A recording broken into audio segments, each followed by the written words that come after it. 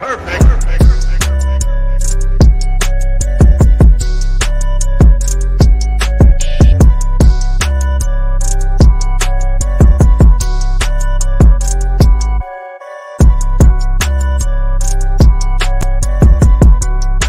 Would you like to support the Insiders? Pick up some merch now. Support us by getting a shirt, a hoodie, support Abby's window, get a Shenanigans shirt, whatever you'd like. Pick up some merch now. Insiders Pro Wrestling. The link is at the end of the video.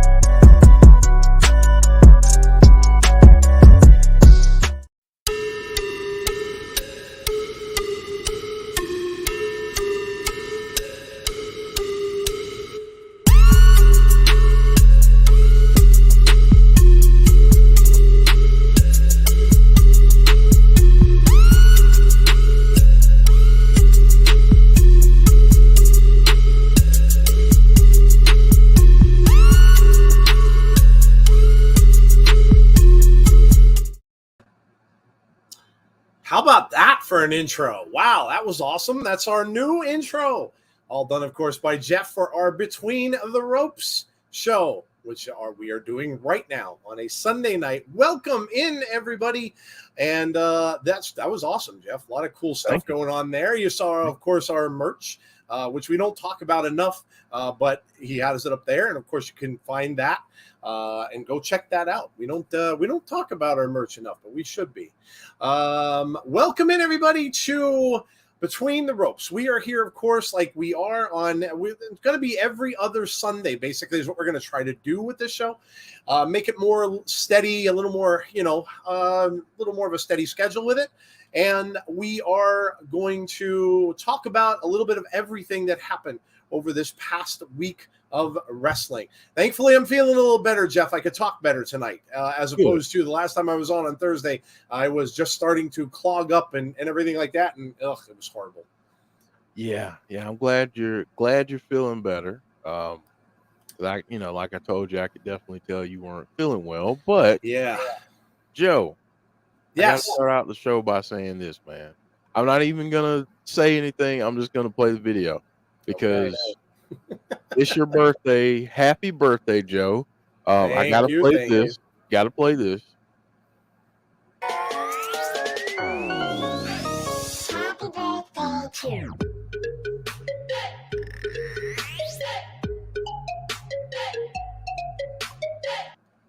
Happy birthday to you, Joe.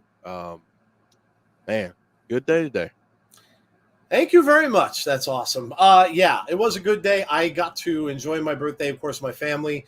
My daughters were both in. My oldest came in with her partner, so I got to see them.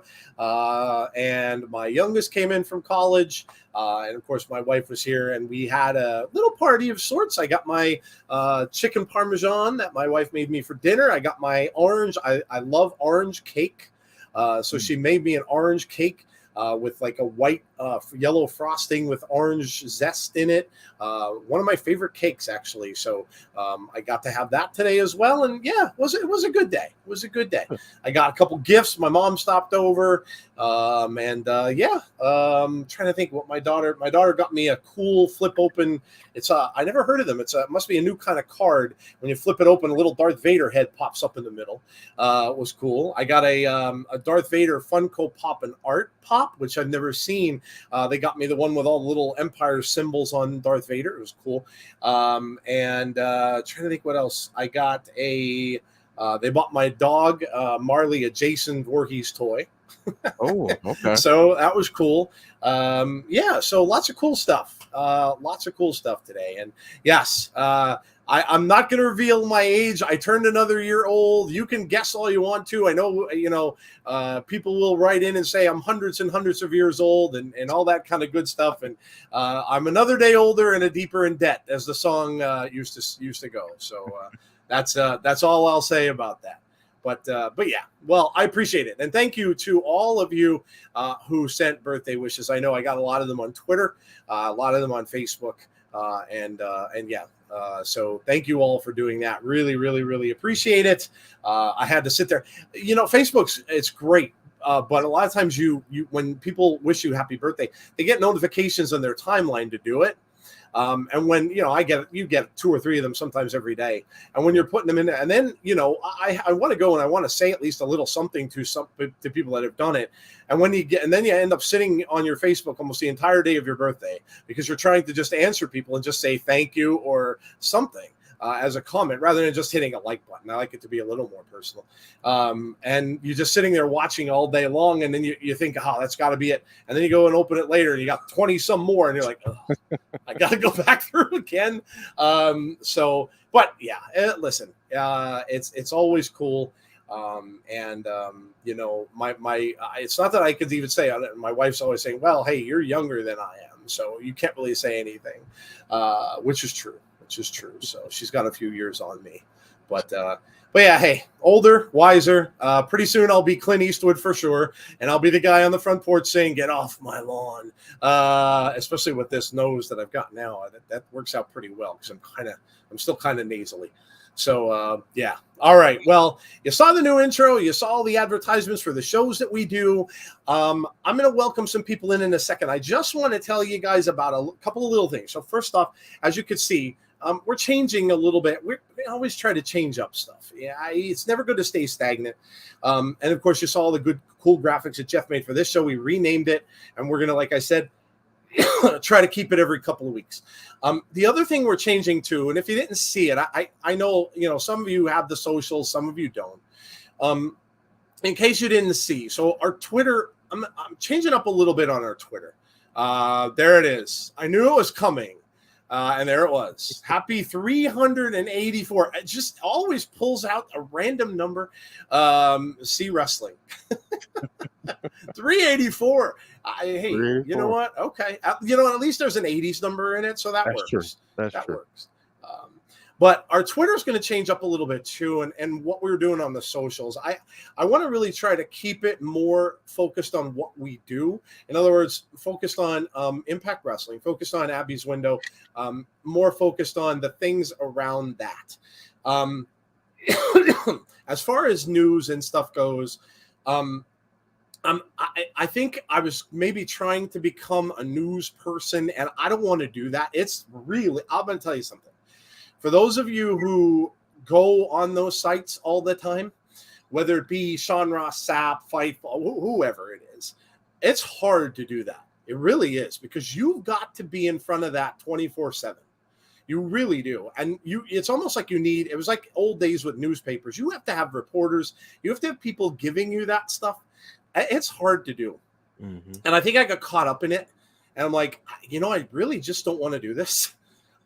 So what I'm going to try to do is just share stuff from, and you'll have to excuse me, I'm going to probably be drinking a lot because I'm still dry from this cold. What I want to do, and Jeff and I agreed to this, again, focus on what we're going to focus on with our show, and really just try to get out there the reliable sources. So anything we see from a reliable source, obviously we'll share. If it's something big, I'll try to get out there. And then the other things will be stuff from live shows. So like if if we're watching something on TV, like when Jeff was at a show, we got pictures out. When we're watching a match on TV, we get some clips, we'll get that out. Stuff like that. Obviously we'll get that out there, but just little slight changes to the way we're going to do stuff. So, but yeah, so we got that. All right. So let's get into it. We'll welcome some people in. We've got James Grant. What's up, James? We got Hassan is here. We got Conrad is here. Hello, Conrad. We got Derek. Thank you, Derek, for the birthday wishes. Big Dan is here. Thank you for the birthday wishes as well. We've got Dylan. We got Barry from Twitch. We've got the Coog is here. Hello. We got Bonus Baby. Thought we quit the podcast business. We were just here on Thursday, dude. We weren't gone that long. Listen, we have to miss every now and then. It happens. Derek's Falcons won a game. Yes, Derek has to be happy about that. Got Johnny Bates, talking about Kimberly, of course. We've got Barry Monkey 99 from Twitch. We got David Paul. We got Bonkers. We got Dylan. We got Sean Rousset. We have Steven. We have Alex P. Keaton. Well, would you look at that? We've got Alex P. Keaton in the chat. All right. Well, there you go. From Family Ties, Alex P. Keaton. There you go. The famous one. We've got Anthony Slate is here. I'm 25. I wish I was 25. I wish I could go back that far. I don't feel like I'm 25. I can tell you that. We've got Alicia in the chat. Of course, I said C Wrestling is here. We've got Will in the chat. Yes, Jeff and I were discussing the whole Buddy Matthews thing a little bit before the show. Mary 19th. I'm going back even further. With your birthday, you might be old enough to vote now. Vote Reagan and Bush. We've got, let's see, who else am I missing? James Chather. Okay, James. Let's see if I got everybody. We got Khaled. We got Annette. We've got my crap phone won't let me watch a podcast unless I stay a minute or two behind. And I think I'm caught up. Yes. Okay. I'm caught up. All right. You know the name of the game. This is the show where we discuss all the stuff going on. So news and everything like that. So we are going to dig in. We do have a lot to talk about as usual. So, and I'm going to keep coughing. Let's get started, Jeff. What have we got up first for the night? I believe it's probably the news, I'm thinking. Yeah, we've got the news coming up first. And let's see, any breaking news that we want to cover? The only breaking news that I could think of from today, well, I guess two things really quickly. The first thing is, and somebody mentioned it in the chat, the thing about Buddy Matthews. Of course, that happened during an indie show last night that he was at. And after he was done wrestling there, I'm not exactly sure the indies venue he was at or where he was, but after the show was over, Buddy came out and stated that very similar, kind of almost eerily similar to what Malachi said, that he needs some time away. And he kind of said it's not goodbye. It's, it's just kind of farewell for now and see you soon type of thing. But I just got from that it's, very similar to what Malachi said when he left. And, listen, you're going to get all kind of stuff like that's okay, Jason. It's fine. We got thunderstorms too. If you have to go, you got to go. Just come back when it's over if you can. But, this is the second person now we've had that has come out and done this within not that long of a span. So obviously the first thing is first. All we know is that he needs some time off. That's all we know. That's all that's factual. That's all we know that he said. We don't know anything else. And it's the kind of thing you don't want to speculate about because, listen, it certainly could be mental health, and it could be that they both just ended up having the same kind of issue. So you can speculate all you want, and there's going to be stuff that's going to run rampant. But as far as it is right now, that's just the story. And obviously, Jeff, all you can really do is just wish him well and hope he gets the break that he needs. That's it. I mean, that's all we know. We wish him well. We hope that he can come back at some point, and whether that's AEW or somewhere else, we wish him well. So that's really all we can do. Yep, absolutely. And then the other thing was, and I had this shared to me. I want to make sure I credit who did it. This, of course, ties in with the.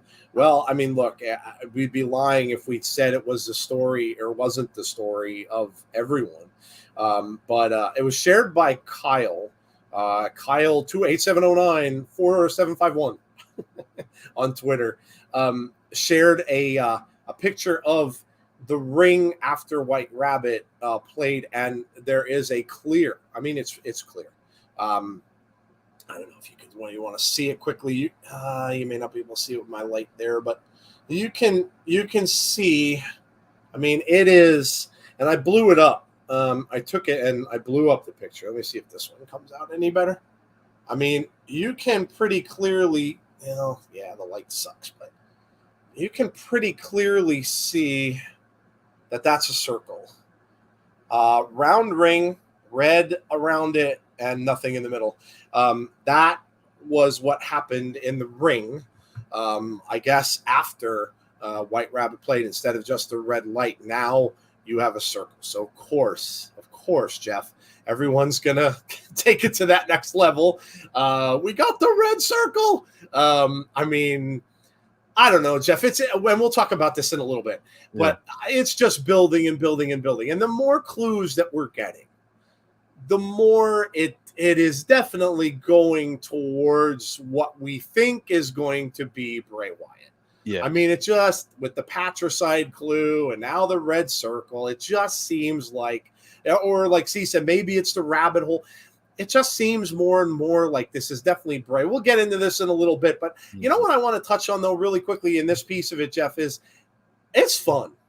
It's fun. It's fun. It It's a is. lot of Triple fun. H is bringing a fun thing. I mean, they put flyers on people's cars. I don't Yeah. remember the last time I've ever seen a wrestling event do that. That's almost like old school, Jeff. Mhm. When you would go to old school, like WWF shows and stuff like that, they put flyers out on people's cars with the card and everything on them. That's pretty cool.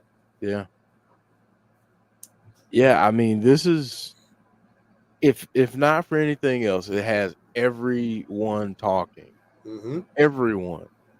So, I mean, the fact that this is as popular as it is, there's a lot more that we're going to get into with it, but yeah, this is pretty cool. This is what makes it fun as a fan. It absolutely does. Conrad said, when the best time to debut, whatever. It's and that's another thing you really just don't know. In the past, you would have thought, they're going to wait till Extreme Rules. Now everybody's been saying if they wait till Extreme Rules and you get more clues, it would be exactly 6 clues that you would get before the pay-per-view, before the SmackDown, before the pay-per-view would be clue 6, which again would lead to Wyatt 6, which is his name on Twitter. So, that's where they're going with it. So you're figuring, okay, then that would mean whoever this is going to show up at Extreme Rules, which very well could be. So it's crazy, though, how much of this is out there. I mean, he's saying 11 video. He's done 11 videos in a row. I mean, everybody's talking about this. It was on Bleacher Report. I just put out an article about that, how they love it. They think it's great. It was on Fox News. I mean, that's pretty cool. For wrestling anyway. Flyers hyping. Dan's comparing it to the NWO days with the flyers and stuff handed out. Listen, whatever it is, and I know our audience and C's audience and stuff like that, I know that they're going to be probably crushed if it's not Bray Wyatt, but just all I can say, and I think C has said this, I think others have said this, Ryan Satin is having fun with it. Have fun with it. Have fun with it, because you know what? If this goes over, you'll see more of it, because Triple H will be like, hey, this is cool. This worked out really well. I kind of dig it. Now we could do this for other returnees and things like that too. So have fun with it. That's all I can say, Jeff. Is have fun with it, man. Have tons of fun with it. Theorize, Mm-hmm.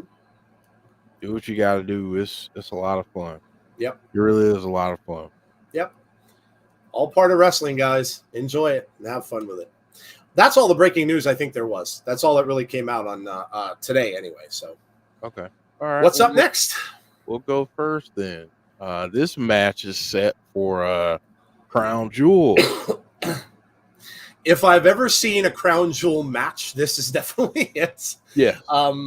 They love this kind of stuff there. It's this.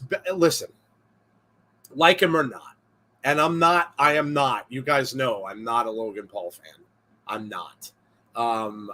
But look, you can't deny. Maybe I'm not a fan, but the dude has so many millions of followers on his Instagram and on the socials, and there are a lot of people who do like him. So what they're doing here now, a lot of people are saying, "Oh, this doesn't make sense." It doesn't. Guys, look, how many times in the past have we gotten these one-off matches at Crown Jewel? Now look, and I could tell you, if you don't like the Logan Paul stuff, just think about this.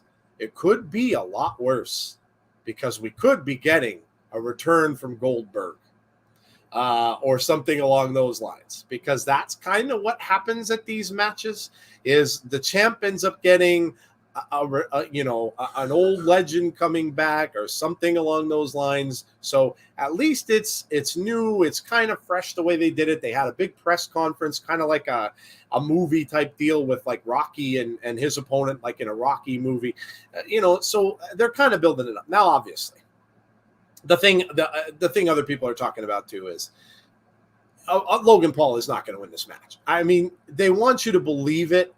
Of course, because they don't want you to just go in there thinking that, he's just going to win. I think it'll be a close match. I think it will. I think Roman will get in that shot. Heyman will probably be like terrified that he did. And then you'll see something will happen. But I think Roman will end up coming out on top. It seems to me, Jeff, like they're progressing towards something with Roman that they're going to do next year. And to finish out the end of this year, you got Survivor Series. If he's even in that, it's probably going to be in a Bloodline versus some other group match. Right. And the title won't be on the line. And then that finishes out this year pretty much for him. Mm-hmm. So they're building up towards something that's going to happen with him next year.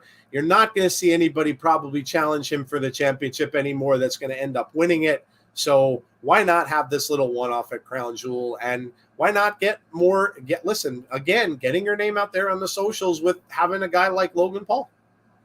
Yeah, I mean, you're going to get more eyes. You have, love him or hate him, Logan Paul has incredible reach. He has incredible reach with wrestling fans, but also, more importantly, you're trying to draw in those the non-traditional, non-hardcore fans. So you're trying to get eyes that you wouldn't necessarily get typically. You're going to be on ESPN now. You're going to be on all these different shows on Fox Sports and all these other places and entertainment channels too because of Logan Paul's reach. So there are a lot of reasons why you do this. Say what you will about where it's taking place, but yeah, I think that that this is an opportunity for major exposure for the WWE. Yep, agreed. C says, if anyone else except Bray, that's fine. If it's good, I'll go back to the Bray. It's good if we can get this creative with other stars. It's the reason we love women and can love other wrestlers for the same. Yeah. An awesome journey, no matter who it is. My pick is that teasing will end the day the song White Rabbit goes live on screen for the first time and someone appears on stage. Yeah, I would assume that would be the natural progression of it. Roman versus Paul. Roman will win. Sorry, Logan, but I hope he puts on a heck of a match. I would imagine he will.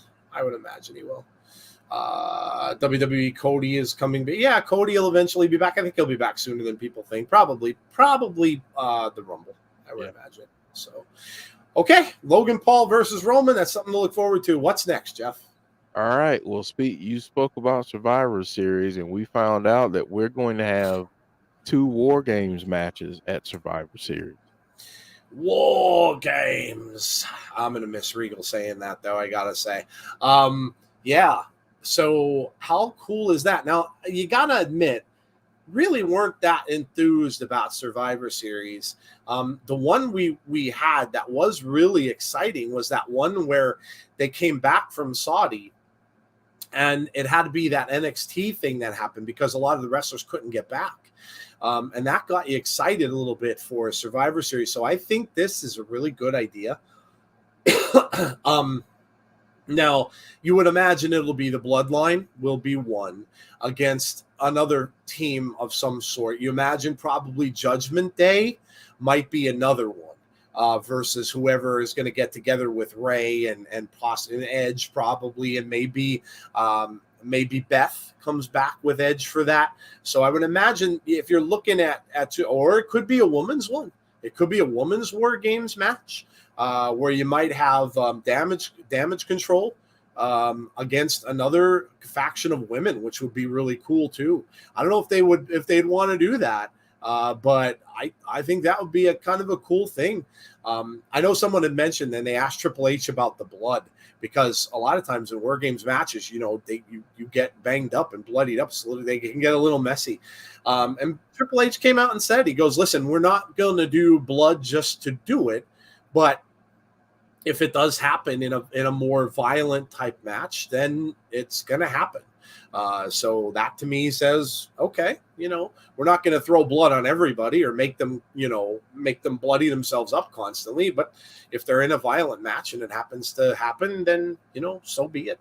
So, but anyway, Jeff, I don't know. To me, I think a Survivor Series has become kind of a little, maybe more of a flat pay-per-view the last few years. This should make it exciting. Yeah, I think, typically when people think of Survivor Series, they're thinking Raw versus SmackDown. Yep. And to be quite honest, I think you have to manufacture too much to make some of those matches happen. And I mean, you can still do it. You can still do that. But I think they were trying a little too hard when it came to, manufacturing storylines between Raw and SmackDown instead of just having that competition. You add in the War Games matches, and I believe it's going to be one women's match, one men's match. You have some natural storylines already going on. What better place to resolve those issues than War Games matches? So I think that's pretty cool. One thing I really like about what they're doing is they're adding stipulations and different things back into pay-per-views and matches, just like Extreme Rules. Before, last year we were like, well, where are the Extreme Rules matches? Now we're getting some Extreme Rules matches, which is nice to see. So yeah, I like what they're doing in this respect. I think it's a move in the right direction. And having War Games matches at Survivor Series, I think is just an awesome move and a good way to keep that match around. I agree with you with the match stipulations, because maybe now we'll finally get these pay-per-views looking more like they should. Like if they go back to Hell in a Cell, hopefully we'll actually get more than one Hell in a Cell matchup at the pay-per-view. I mean, we already got we have a strap match for this one for Extreme Rules, and we have the Liv Morgan, which is an Extreme Rules match with Ronda, correct? Yeah, so we have got the fight pit. And the fight pit, right, with Riddle and Seth. So yeah. I mean, because normally at these events you'd get maybe one event that actually matched the event. So that's a good thing. Ken Shamrock, the guest in the fight pit. He might be. Listen, he could be a free agent for all we know. He hasn't been in Impact in forever, so who knows? That would be cool if they brought him back to do that. Yeah, I'd be down for that. What got me is that Triple H said that the Survivor Series event with War Games is not going to be champion versus champion, but a story. Well, that would make sense, because if they're going to do the Bloodline and they're going to do them against someone else, or if they're going to do Judgment Day or a woman's storyline, then that would make sense. And like Jeff said, it does make more sense, because to get the SmackDown people over, you have no storylines. You're doing other storylines with them on their own show. And then to bring them over and all of a sudden try to clash them together, it doesn't go really well. So, I kind of dig it. Good stuff. All right, man. What's next? All right, up next, we've got We talked about it already, but Hey. WWE teases this White Rabbit business, Joe. Oh man, I mean, what more can we say, right? That hasn't been said in the last like 2 weeks by almost everyone about what's going on with this. We're getting mini games. We're getting, you know, what it reminds me of, and this is I think why I kind of like it so much, because back in about maybe 10 years, maybe 10 years or so ago, I don't know if anybody in the chat has seen, or if you, I'm sure you have, the movie Tron. When they came out with the sequel, Tron Legacy. They started they called it viral marketing. They started a viral marketing campaign. And I used to love these things because you used to have to go and dig for all these clues and stuff. You used to have to go online and they give you websites to go on and stuff like that. And I was into it. I was going through and I would get, I ended up getting an NCOM, which is the company in Tron. I got an NCOM badge sent to me with my, like a photo. You had to give them a photo and they send you this prop badge. I got all these little pins and stuff like that from it. And then they did viral marketing for Cloverfield. The Cloverfield movie was another one. They had viral marketing for that. They had a website pop up that you had to solve all this stuff and everything. Like, I dig that. I dig having to work for stuff like that. And with this, now with the little game you had to play and things like that, it's actually cool. And the use of QR codes, you know, listen, it's very hip. It's a big thing to do. The store I work in uses QR codes now for everything. So yeah, listen, I dig it. I'm having fun with it. My poor daughter was trying to get a picture of that last QR code on SmackDown on Friday, and she's like, I can't get it. Going on the screen. She's like, we'll go back, rewind it, and we'll pause it. And we try to get it paused in exactly the right spot. We did get it, the little one that was on the pedestal, because it was almost impossible because everybody was getting in front of it. We did get it, and it ended up going, of course, to the same one that leaked earlier in the day. So it was kind of a waste of time. But listen, it's fun, and like we said before, it's just something new to pay attention to, regardless of how long this lasts or who it leads to. It's fun. And listen, they can go into more detail with this if they want to. If you're gonna have people do this, not only have it lead to something, but hey, maybe have somebody win a prize. Maybe have somebody win a little White Rabbit pin that they can send to somebody if you solve something. How much does a pin cost them? A buck? Less than a buck? You know, have them send you a little White Rabbit pin. The T-shirts are out and everything already. So yeah, listen, I dig it, Jeff. Whatever it ends up being, however it works out, I always like the song, the White Rabbit song by Jefferson Airplane. I mean, it's and what movie was that in? Was it military? Man. Platoon? Was it in Platoon? Was it Platoon or was it another? It was definitely an Army movie. Yeah. I can't remember if it was Platoon or if it was. I don't remember. The chat will have to. Who in the chat knows? It was in a very famous military movie, and I can't remember off the top of my head. But that I always loved the song. I can remember seeing a video for that song that they did. A very, very psychedelic when they did videos for songs like that. Very psychedelic and a lot of colors and things like that. And Grace Slick, of course, from very popular singer who sang that song. Hard to believe she's the same person who sang "We Built This City." We built this city on same singer. So yeah, I dig it, man. I dig it. And whatever the outcome, whoever it may be, it's just cool. And listen, the one thing you could take solace in is this. If it's not Bray Wyatt, Jeff, imagine the build-up they could do if this isn't him, for him when he comes back. Apocalypse Now. Thank you, Mark. That's it. That's the movie it was in. Yes. Thank you. Should have remembered the helicopters going over because I think that was when they showed it. But yeah, I'm down with it, Jeff. I think they're doing a good job, and I think it just leads to stuff that they could do in the future. Yeah, I think whatever this is, whoever this is great. It's just great because it has everyone talking. And the buzz on the internet is great. You got people looking for QR codes and you don't know when they're coming, and it makes people pay attention to the show that much more intently, which that's what you want to do as well. It keeps people glued. So it's brilliant. And like you said, if it's not Bray, my goodness, what they could do to bring him back would Yep. be tremendous. And this is a test run, like you said. This is a test run to see if this type of marketing, if this type of uh these types of teases work with fans today. Get it kind of harkens back to a earlier time. It feels retro and new all at the same time. So it's pretty cool that they're doing it this way.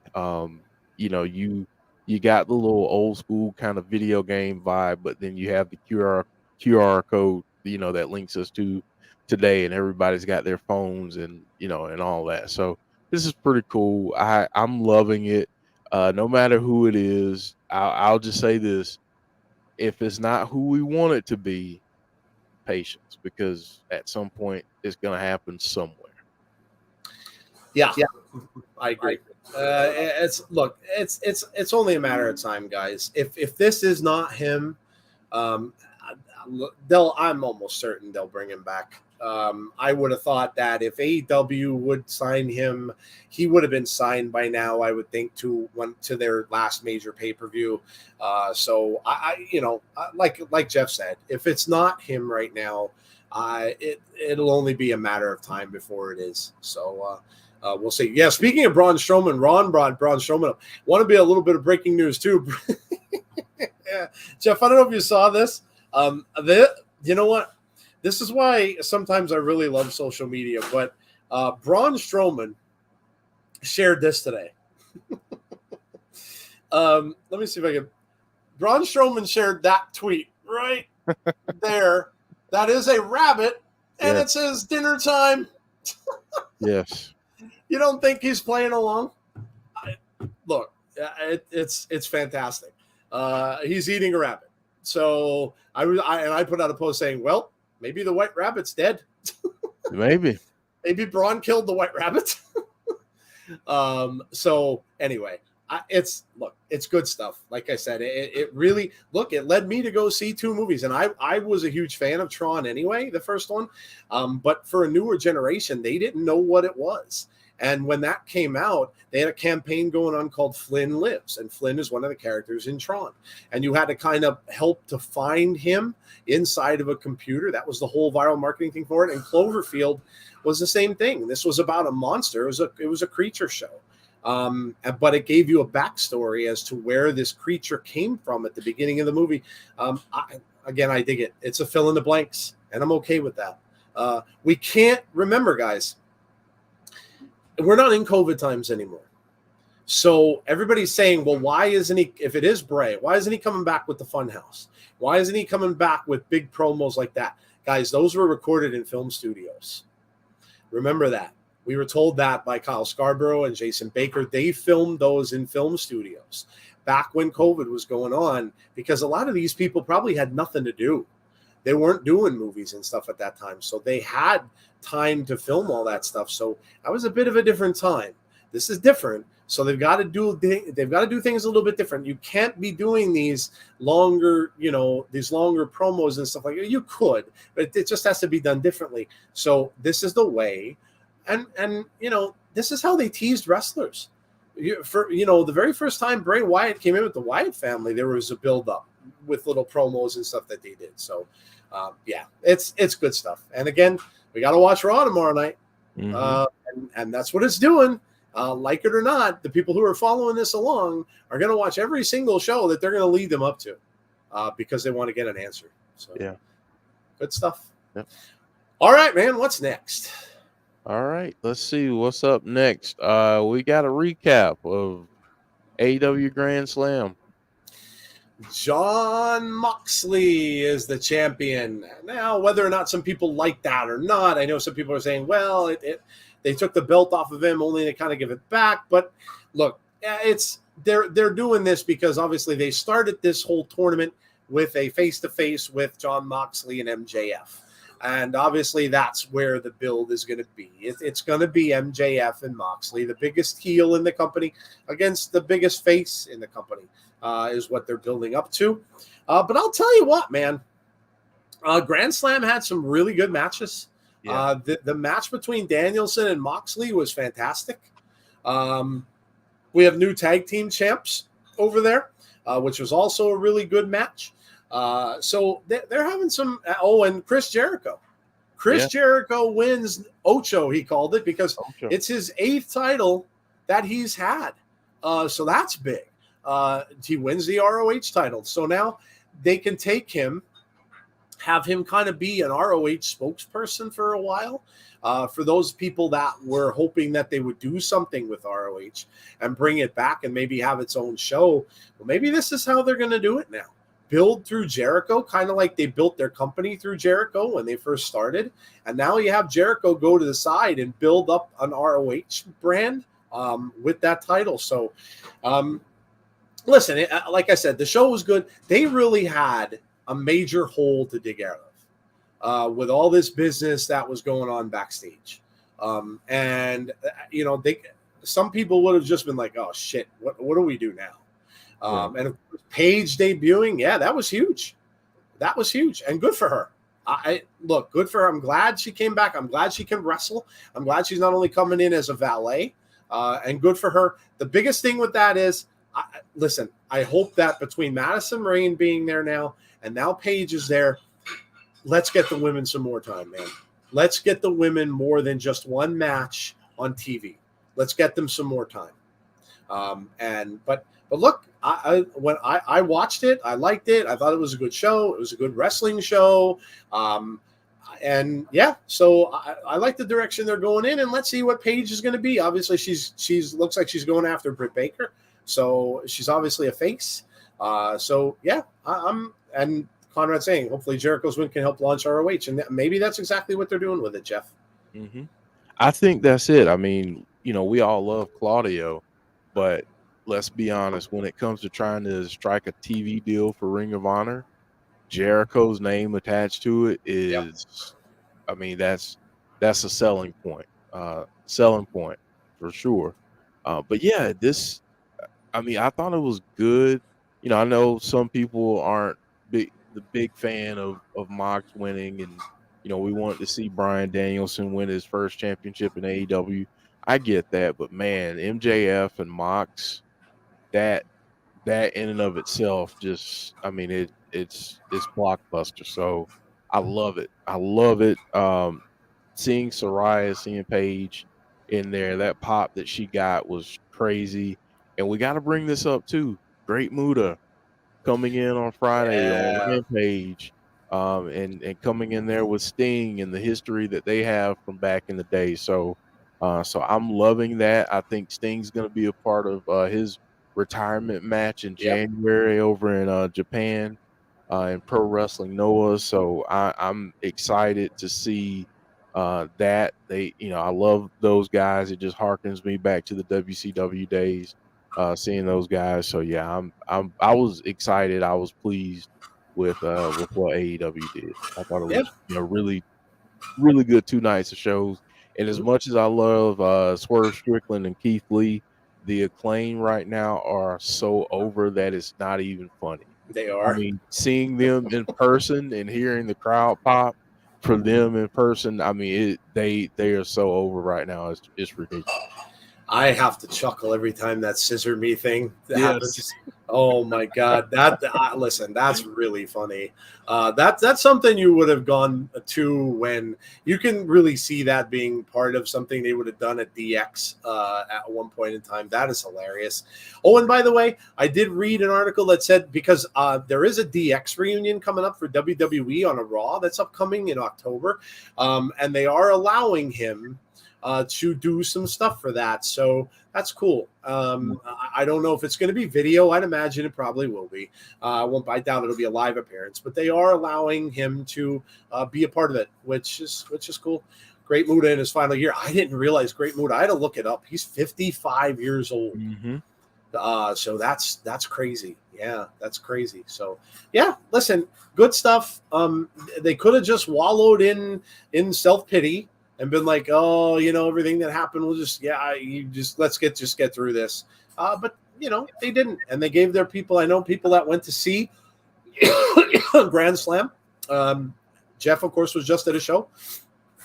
prior to that in New York as well. So, yeah, it was good stuff. It was good wrestling, and it was fun to watch. So, Johnny Bates scissor made that. Yes, Yeah, I love it. that's one of the things I'm a little embarrassed to even say, but I think it's hilarious. It's really funny. It's good stuff. So yeah, it appears that they're getting back on the right track. And I would imagine at the next pay-per-view that we will see MJF probably will win the title, which I think is what they're building toward anyway. So, and then they'll have to build up that face. Who's going to be next? Who's going to get built up? That's going to beat MJF somewhere down the line. Imagine he'll hold it for a while, though. Once he does get it, I think he'll probably hold it for a good while. So, all right, man. What's up next? All right, up next. Now this was an interesting story, a potential merger between NBC Universal and Warner Bros. Discovery. Is that even possible? Oh my gosh. In the world of mergers, and we see all these business things happening all the time, I wouldn't doubt it. All these entertainment companies seem to be combining together. I mean, look at when Disney bought out Fox. And everything else that they purchased with that, and it just seems like they're all starting to fall under these larger companies. And entertainment companies are hurting. It's COVID really killed them. They lost all that revenue from people that were not going to movies and stuff like that. And Warner and Discovery are really. I don't really know what they're doing. They also remember they own HBO Max. So when that was announced, the one thing that I saw that it was hitting was in me with my geek stuff. I pay attention to that, the comic book stuff and the superhero stuff.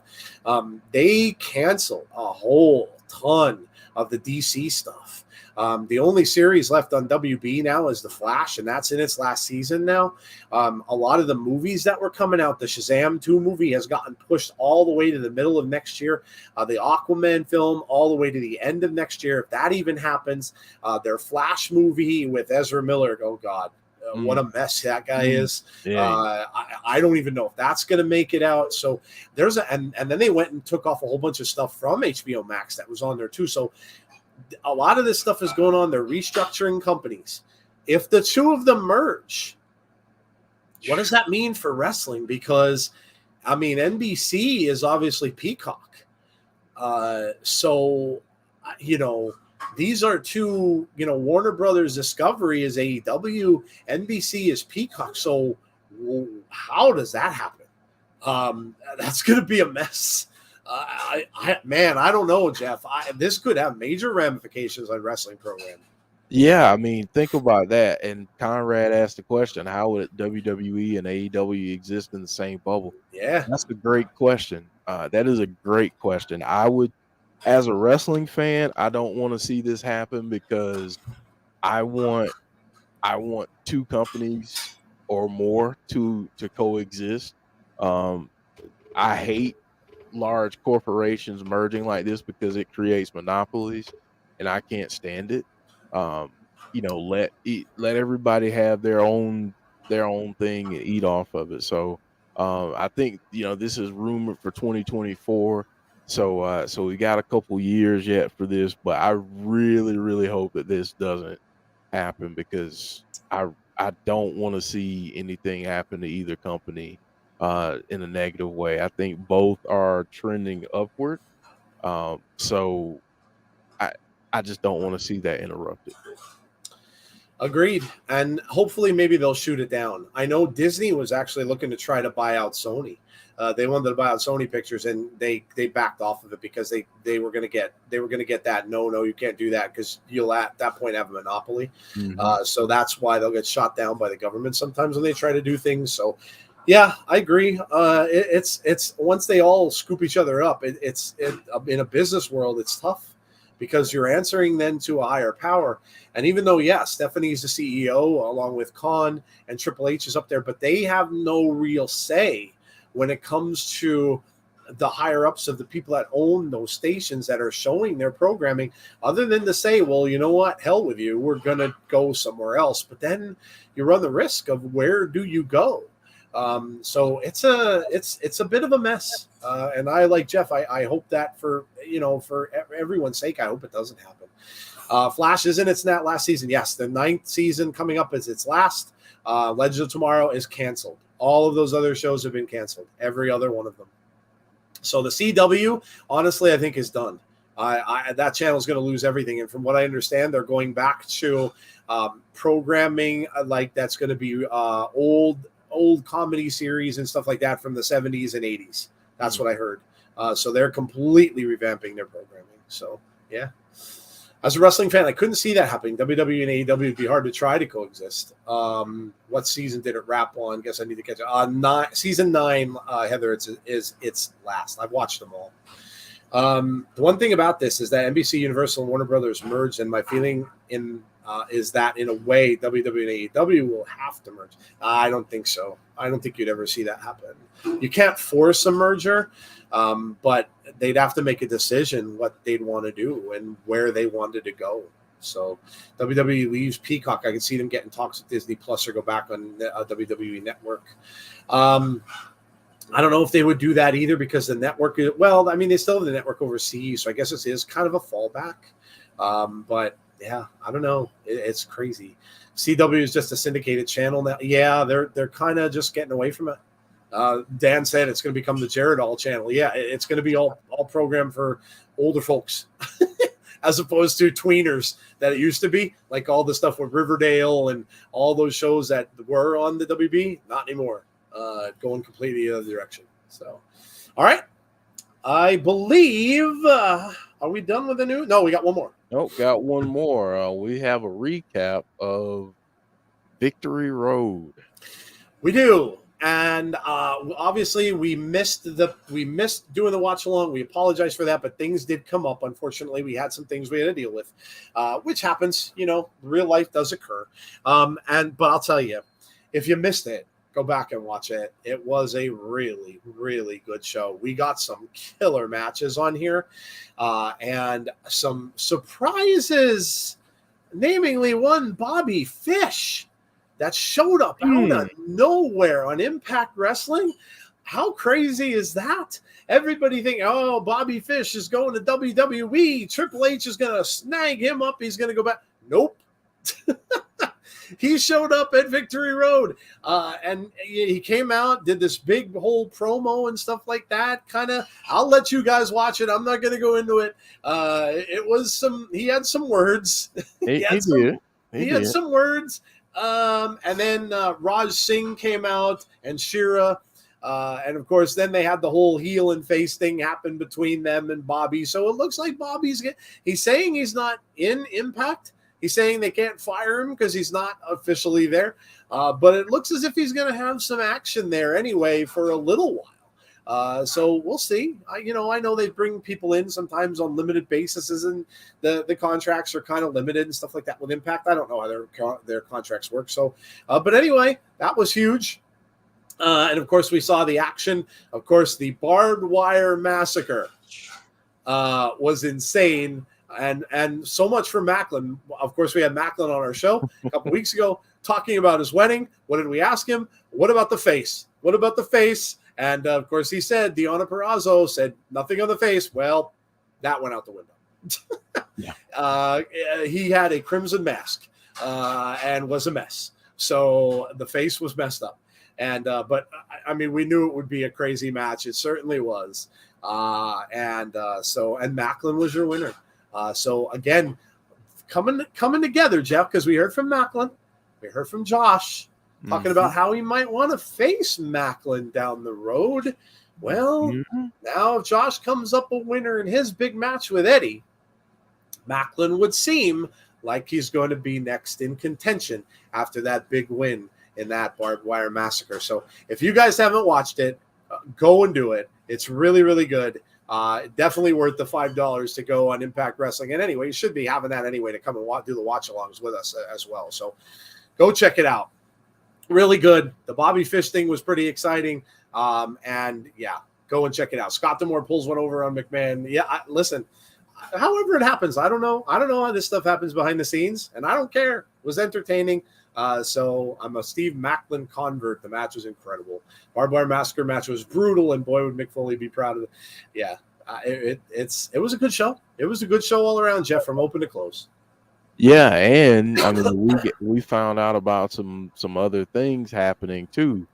Joe's gonna be very happy come Bound for Glory because he gets to see Mickey James live in person at Bound for Glory.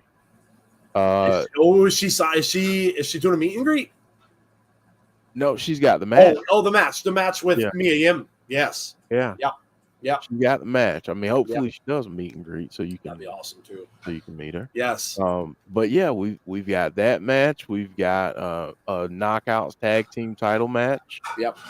With Jessica and Taya and not Rosemary. Yep. Which Rosemary is can't be happy. Yeah. Mm-hmm.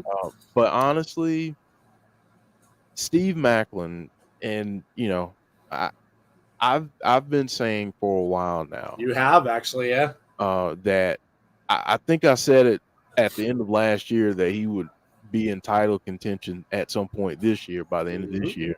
And I think that's the possibility. I think that if the belt is going to come off of Josh, I think Steve Macklin should be the one to take it off of. That's just what I think. I think he's come in and proven that much since he's been an Impact. So I'm excited about the possibilities. I mean, first, before we get there though, Josh has to go through a tough test with Eddie Edwards, but we'll see. Yep. I mean, that's going to be huge. But yeah, go back and check out Victory Road if you didn't get to see it. Yeah, definitely. And look at we had the Pick Your Poison match where Jordan Grace was the winner. And she picked the poison for Masha, and that's going to be on Impact this week. Masha Slamovich will go up against Allie Katch in a Monsters Ball match on Impact. So don't miss that one. If you haven't seen Allie Katch on the indies and stuff like that, you don't know what you're missing. She's a part of GCW quite a bit. And she's a lot of times she's with Effie in matches. So if you haven't seen her, you're going to want to come out to Impact this week and check it out because that's going to be bonkers. There's just so many good things going on with Impact Wrestling right now. You don't know what you're missing. If you aren't watching it, you really should be, and come out and check it out. So, it's really been great. And, we're a couple of weeks away from Bound for Glory.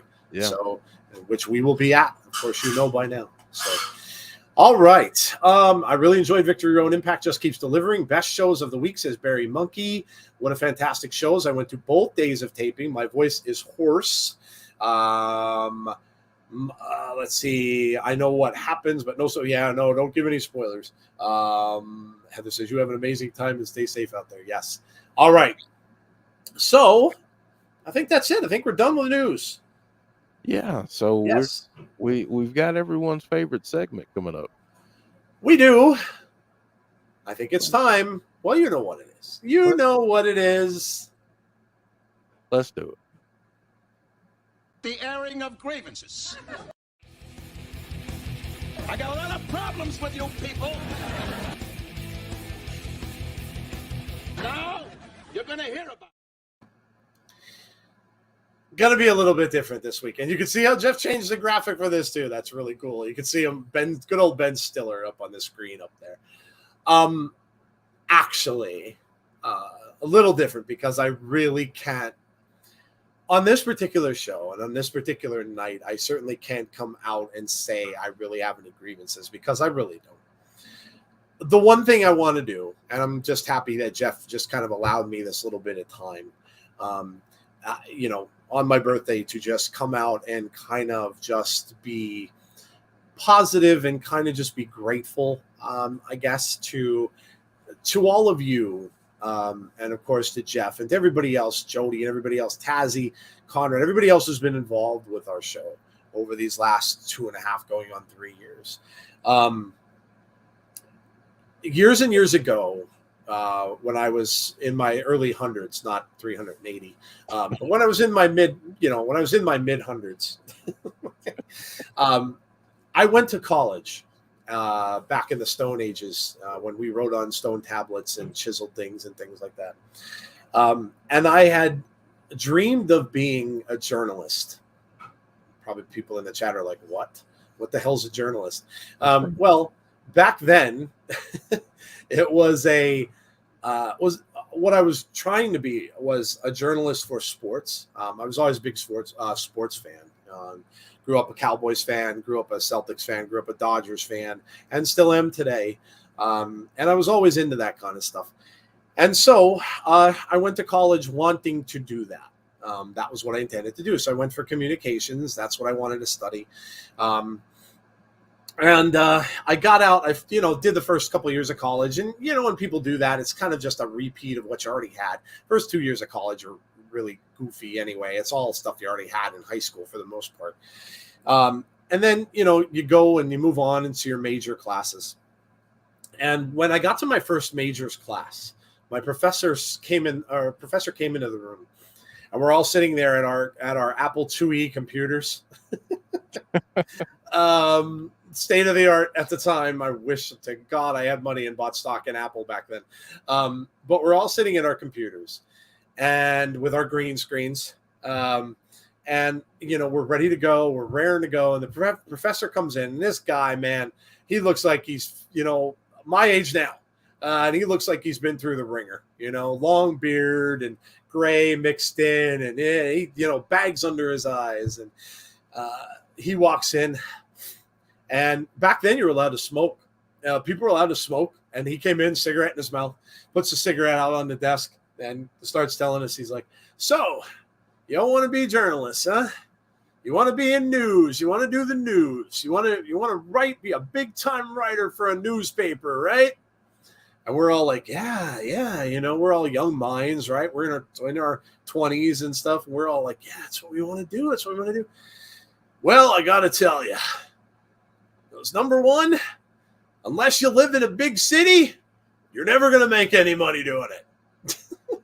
So here we are sitting in rural Pennsylvania being told by this dude that unless you work for the Associated Press, which is pretty much was like two cities, New York or LA.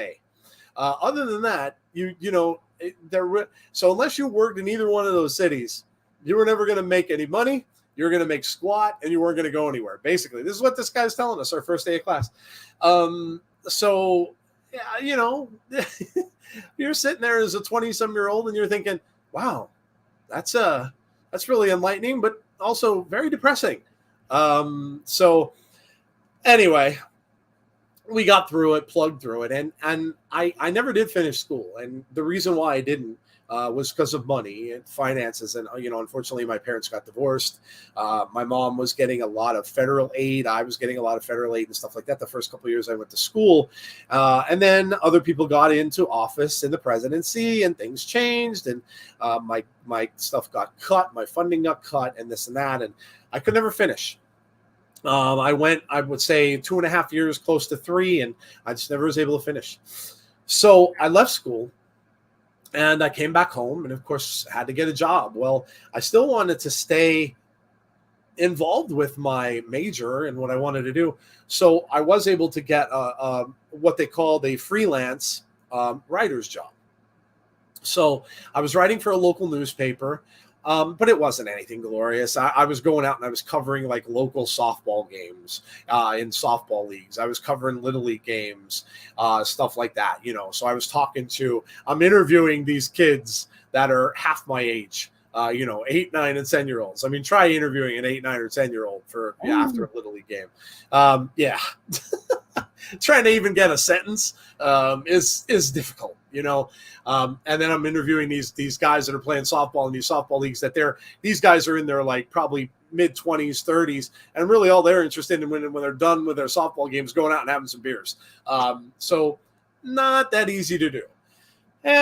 But I compiled like a little scrapbook of articles and things like that I had my name on. So I'm like, yeah, okay. I was in a newspaper, local newspaper. My name is in print. And I got some of this stuff out. Well, time went by, and the editor of the paper that was paying me to do the freelance ended up leaving the paper. and he went to a different state, and pretty much that was the end of it, because the new guy that came in said, we really don't want any freelancers anymore. We're just going to have our own guys do it from here on out. And so that was that. And life went on. I moved on, and I'm at the point now where I have a wife and going to have a family and stuff. And I had to look for something that paid the bills, because obviously that's not going to cut it. So I moved on and moved away from what was at the time my dream job, what I wanted to do. What I really wanted to do, the real dream job, was not even really writing, but I wanted to end up being like one of those guys that you see on TV announcing the games, doing play-by-play, doing sports, talking about the games, and I'm still jealous to this day of seeing a lot of those guys do that all the time when I watch games. Guys like Vin Scully for the Dodgers that just passed away. One of my heroes. Loved the dude, had a great voice, was one of the best I've ever heard talk about any sport. Was absolutely fantastic, and I was very sad the day he passed away, and it was just recently. And that's what I really wanted to do, and never really thought. And you get to a certain age, and you kind of just are like, well, it was nice, and it was a nice thought, but you kind of move on. So, long story short, when my daughter came up to me and said, Dad, you should really try podcasting. My oldest daughter told me that. I'm like, what's that? And she was showing me how easy it was to do and things like that. And I'm like, oh, okay, well, that's interesting. And then, of course, the rest. We already told you about how Jeff and I met and things like that. So what I'm getting to here is I'm really, really thankful, grateful, and to all of you, and obviously to Jeff first and foremost with this show, because without Jeff, I wouldn't be here. There's no question about it. What he does every day behind the scenes, what he does for our show, like you saw at the beginning with the intro and everything like that, I certainly could not and would not do. I wouldn't be here. So that's number one. Obviously with Jody for Abby's, because, she brings her spirit to that show and her passion to that show. Tazzy for helping us out with the shows that he does and bringing his laugh and his just his charisma to the shows that he does. Conrad, when he would come on our Impact shows, for helping out and bringing his opinions and his knowledge of the wrestling to our shows that he has done. So I want to just say a heartfelt thank you to all of you, to all of the people who we've met along the way that have really helped us out and kind of guided us into what we're doing. The people who are out there, who you are. I'm not going to sit and name everybody because it's a lot of people. And helping me live out a dream. And that's really what this kind of is. It's something I never thought I would do in my lifetime. And it was one of my dreams to do this kind of thing. And now I get to sit up here and I get to talk about wrestling, which, I never would have imagined. I used to talk about this when I was in high school with my friends all the time. So never really thought I'd have a forum. Never really thought I'd have, 50, 60, 70, sometimes thousands of people actually watching my face up on a screen and listening to what I have to say about a silly thing like pro wrestling. So I'm flattered. And all I can say is that I appreciate it. I thank you all. And yeah, so on my birthday, sometimes a birthday is a reflection. And, because again, and the one last thing I'll say, and I'll end it here, please, and I say this at the close of every show, be kind to one another. And I say that because you just never know. You just never know when you won't have that person around anymore. And a little bit of a sad story, I guess, for me is when my father passed. He and I were never super close. But when he passed away a couple Christmases ago, it was a shock. And, to this day, kind of, when you reflect on it and you think what more, maybe could I have done to have made that better than it was. So again, you just never know. People, when people pass away, you give people flowers or you give people gifts and stuff like that. And I like this quote from Bully Ray. He says it often on Busted Open. Don't wait until someone's gone to give them flowers. Don't wait. Do it now. Do it today. And he's absolutely right. He's absolutely right. So no grievance this week. I'm sorry to disappoint. But just something I wanted to say on my birthday. And I appreciate Jeff giving me the time to do that. So thank you all for listening to my story. And I appreciate that. So I can picture Joe Lungdart hanging out in his Scotch and Marlboro voice, bald spot on top of my head. Oh, man. Congratulations. Love the personal story. Thank you, Krug. I appreciate that. James Grant says, no, don't thank me. Thank you. You're a legit good friend, as is Jeff, Jody, Dan, James C., and many other people in this group. Conrad saying 100%, Joe. Same with my dad. We were close, and I have moments where I'm like, I still wish, damn, I wish he was here still. Derek says, I dream of Mickey, my new favorite TV show.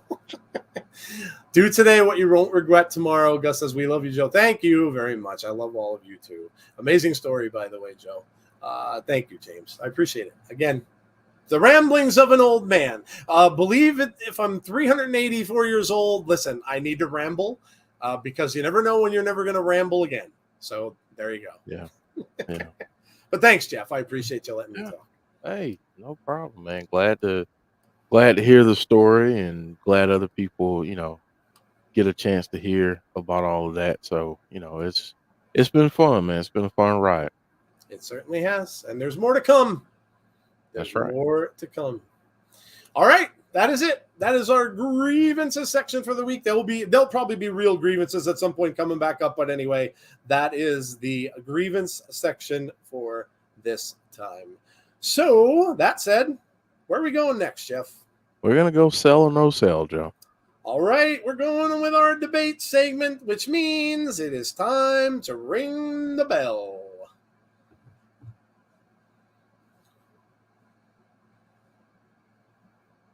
Here we go. Sell or no sell? There it is. Topic number one. Thank you, John. I appreciate that. You've introduced me to a lot of people I talk to daily. You got me into creating content myself. I am forever grateful for you both. Well, thank you, Johnny Bates. We really appreciate that. Thank you very much. Topic number one about AEW. AEW will sustain recent rating successes long term. So is AEW trending up and will they sustain it? Jeff, go ahead, man. What do you think? I am going to give this the biggest sell that I can. I love it! I'm going to say this, and people may think I'm crazy. All the stuff that happened backstage might be the best thing that happened to AEW, because what it's going to do is it's going to allow you to see who wants to be there and who doesn't want to be there. And then once you have the people who really truly want to be there and that are dedicated and committed, and you get rid of some of the backstage drama, it's only going to make the inner workings better. And then if your inner workings are better, that product is going to show up in front of everyone. So I think that they're in a really good spot. I believe that Warner Brothers Discovery is going to invest in them. I've heard that they're going to convert either TBS or TNT is only going to allow them to have more TV time. You may see a Ring of Honor deal. You may see them get another TV show at some point. So I like the direction that they're going in. I think it's trending up. I know a lot of people say they want to see more time invested in the women's division. I think with the recent signings and some of the things that um, I think that, with some of those things, it's going to get better. It, like anything in life, it's just going to take a little bit more time. So yeah, I like the direction that they're going in. I hope that they continue that trend upward because honestly, if they're doing well, wrestling is doing well because everybody's in competition. Everybody's trying to put on a great show. And I think this is only good for professional wrestling as a whole. Yeah, yeah. Some people agreeing with you. Sell. Yes, says Brandon. Sell, says John. James Grant says sell. Sell. Jeff saying it's a blessing in disguise. I agree 100%. If Saraya is fully cleared, she can be what the women's division is needed. Conrad says he's going back and forth. I'm going to agree with you. I'm going to sell it as well. I love it. I like what they've done over the past few weeks. Like I said, when you run into controversy, you can either put your tail between your legs and try to cover things, or you can move on. Listen, like CM Punk or not, it just came off to me as being similar to when you had Kevin Nash and Hogan in the back and stuff like that, the boys in the back kind of a thing. They were trying to influence what was going on and things like that, and that didn't work out. We all saw what that ended up being, a mess. So regardless of what happened, and again, no one's assuming anything. No one's going to say exactly because no one really knows, and we're probably never going to find out, to be honest. But sometimes when you make a change and you make necessary things happen, suspensions and whatnot, you clear the air, you move forward. And yeah, the ratings have looked like they've been going up and they've been good. And like Jeff said, the whole point of this is it is about competition. We don't want to go back to where it was one company because that doesn't bode well. Because then that company can kind of rest on its laurels and be like, hey, listen, we're the only game in town. So everybody's going to have to watch us regardless. And that's not the case. You have a little competition out there. It's good for everyone. Everyone. And I agree with that here. The last 2 or 3 shows that I watched have been good. It looks like they're going in some better directions with wrestlers especially. The guys that are maybe lesser known names, people that you kind of thought would get a push that weren't getting pushes kind of look like they might be now. And so, yes, and the women's division is still a work in progress with them. But I think, like Jeff said, with Madison Rayne back there and her experience, now you have Saraya coming in. It looks as if they're going to try to build that up. Who knows? There are rumors that maybe they might have their own women's show. We'll see.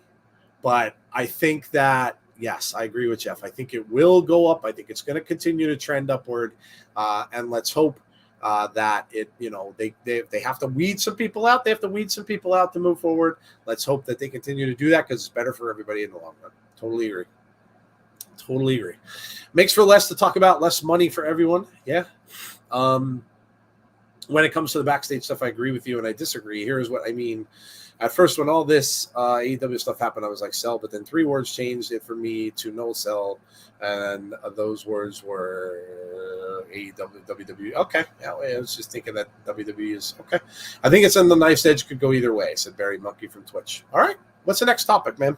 All right, man. Next topic is, pull this up. In the NXT Black and Gold revival will benefit the brand. Sell or no sell? Wow. You would think that I would immediately go to sell here. I'm going to sell it. I will sell it. I love it. I will sell it, but I'm going to just sell it with a little caution. I understand the change. This is not Vince's company anymore, obviously. I mean, it still is, but it's you know what I mean. And Vince was the one who changed it, the design and the logo and everything like that. When they changed it, when he wanted it to be just a, what he wanted NXT to be, which was just a development league. Triple H never looked at it that way. Neither did Shawn Michaels. And that's a good thing. Certainly. I will not argue that NXT Black and Gold was amazing. And that's the reason why we're getting all these wrestlers in WWE now. Because they think the world of a lot of those wrestlers that were in NXT Black and Gold. My caution, though, is you got to keep something and stay on it. Okay to change it. I understand why they're changing it. Because, Triple H wants to get back to doing what he did with it. But then Conrad is Conrad is talking pretty much what I'm going to do. You have to be able to be the one thing you want in wrestling is you want to have some consistency. And I think you have to keep something consistent for a while, because what's going to happen is now you've got an audience for that NXT type that they had going on for the last year or so. You got an audience for that. The ratings were okay. And now, if you change it back again, yes, you'll get the diehards. The diehards are always going to watch it because they're all over that NXT Black and Gold. But what's going to happen now with this audience that you got just recently, with the changes that you made? Maybe a little more edgy NXT, maybe, I guess. A little more directed maybe toward youth in NXT. And we certainly heard stuff about that from some of the women who left there because they didn't want to, do things that they wanted them to do on that show or look the way they wanted them to look on the show. So maybe a little more edgy. So I'm okay with it, but you got to make a decision and you got to stick to it. So however they're going to go about doing it, I'm okay with selling it, but I'm selling it and saying, be careful, because you don't want to continue to keep changing this up. You've got to stick with it. You've got to be consistent. And I have faith in them because Triple H and Shawn Michaels ran it before. So I certainly have faith in both of them to do it. And I've liked some of the things I've seen. I like the Paul Heyman intros and stuff that they had going on there. But I just would say, Jeff, with just a little bit of caution. Yeah. This is a tough one. I'm gonna agree that I'll sell it. I'll sell it for some of the reasons that you mentioned. I think that again it's difficult to kind of change something up midstream like you did. Everyone loved the Black and Gold, and then it changed, and you got this new kind of wave of talent, and you could see some of the things that they were looking to do. But then you go back to NXT, what it was before NXT 2.0, and it was tremendous. And you're seeing not only stars in WWE, but you're seeing a lot of stars in AEW that benefited from the Black and Gold brand too, and they're shining and having success elsewhere. So I just think that I'm gonna sell it for now, because I feel like Triple H being in charge and Shawn Michaels being there, they can kind of mold it back to what it once was with some new twist. And I think I like what they're doing with some of this younger talent. You can see that they're pushing certain people, that they're doing things a different way now, that it looks and feels like the old NXT, but you still have some of these new faces that they're pushing. And I really think you can do both. I think you can have a show with established stars, but you can also have a show where you take those established stars and you mentor and groom and shape the new talent that you have coming along. So I like what they're doing. I would like for them, if they're going to do this, is to stick with it for a while. don't change up in a year. Follow through with it, see how it happens, and put some resources into it. I like what they're doing out. Um, I like what they're doing out on the road. Going back to that, getting these NXT talents in front of other people, not always on TV, but really building up that feel that you have of performing in front of live crowds and getting that. It's really a good teaching ground for these newer up and coming stars. So I like what they're doing. I just want them, again, like you said, to figure out who they are. But if this is where they're going to be, where they can integrate some of the old things that they did with the new talent, I think this could be something really special. And I think, a lot of fans will grow to like it. Agreed. Yeah, well said. Yeah, I definitely agree. And I think, like I said, there's just the one thing that and I was talking earlier about podcasters and people who do this kind of thing. The one thing that you'll hear, if you take any advice from anybody that does this kind of thing, is be consistent. Be consistent, because if you're not, you're going to be hurting after a while, because people just want that consistency. So yeah, well said. I agree.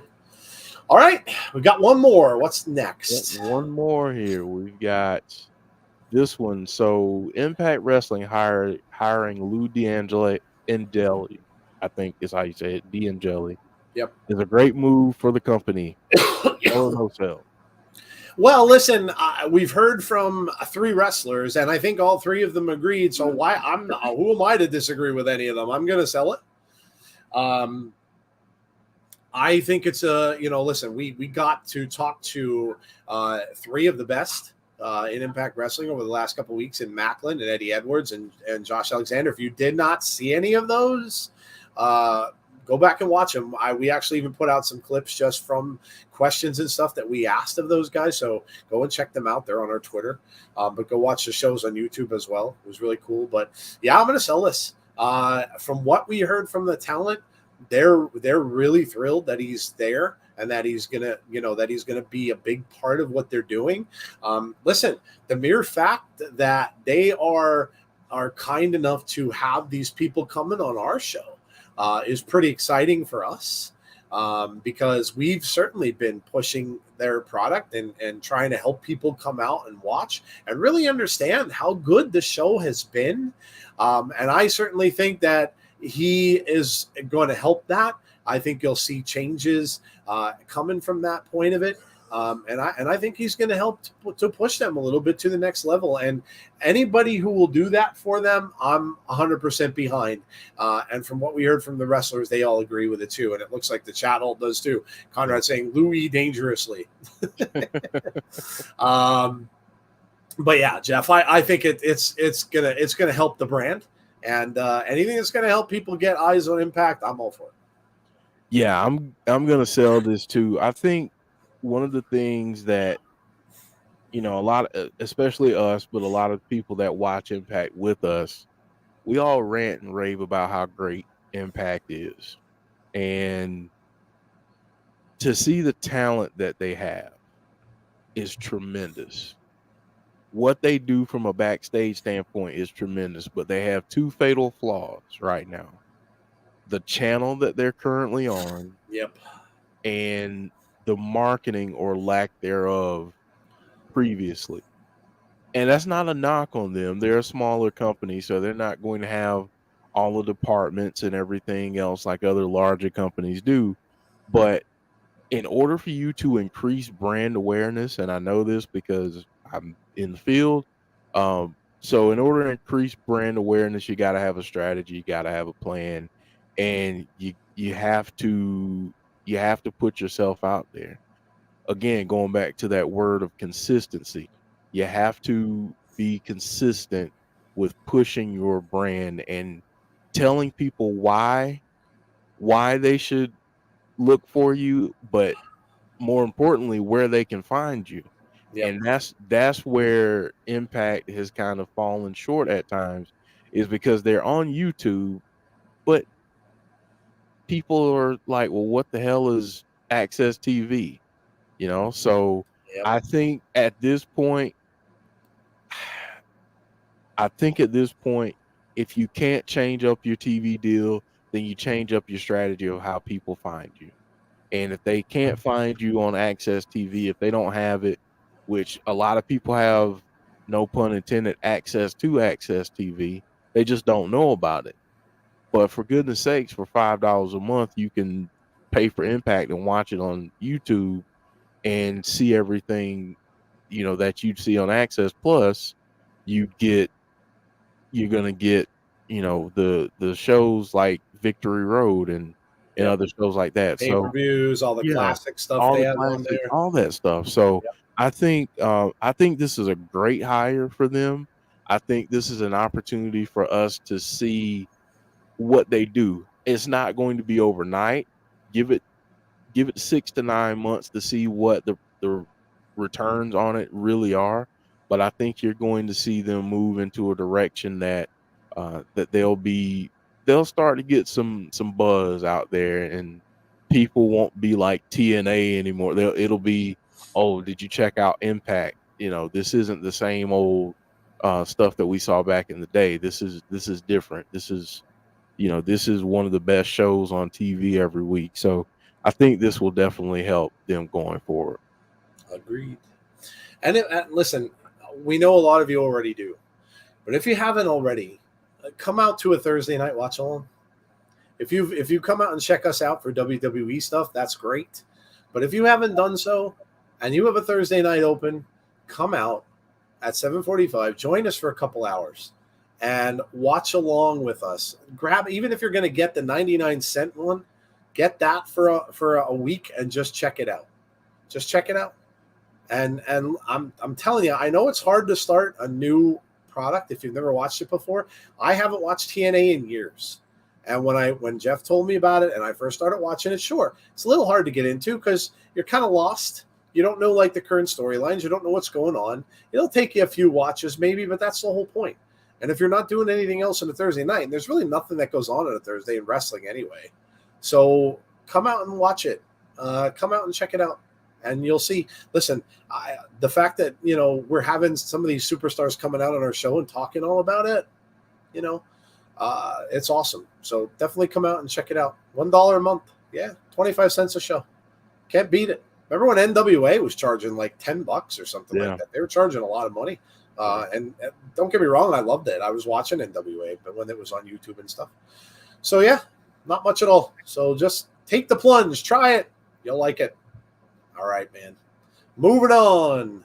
All right, man. So we're going to book a wrestler now. The Book a Wrestler segment. We are going to play along in the chat, if you will. We're going to pick a wrestler, and we're going to book them. So we're going to talk about how we think we would fantasy book a particular wrestler. So here we go. And that wrestler is Steve Maclin. We talked about this gentleman a little bit earlier, and we talked about how the results that came back, of course, just off that barbed wire massacre match with two of Impact's best. I mean, Moose was their champion for how long?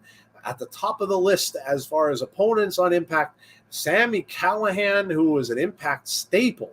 And, of course, especially in matches like this, and this guy is the man who comes out on top. How would you book Steve Maclin going forward? Jeff, I'll let you start. I'm pretty sure I know how I'd like to do it, but I want to hear from you. What do you think, man? Man, with Steve Maclin, I've been high on this guy since he came into Impact and doing everything that he does. I think this guy is world championship material. I really do. And I think the way that they've booked him up to this point kind of leads you into that direction. And I think he's the perfect. Honestly, I wouldn't even call him a heel per se.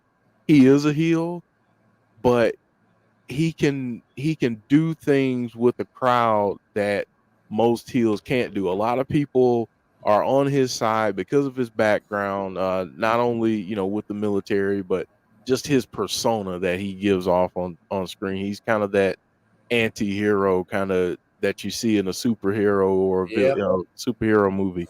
So I think that's how you continue to build him, and I think you build him and putting him in these big matches. Um, I would make him, and Conrad saying what I'm thinking.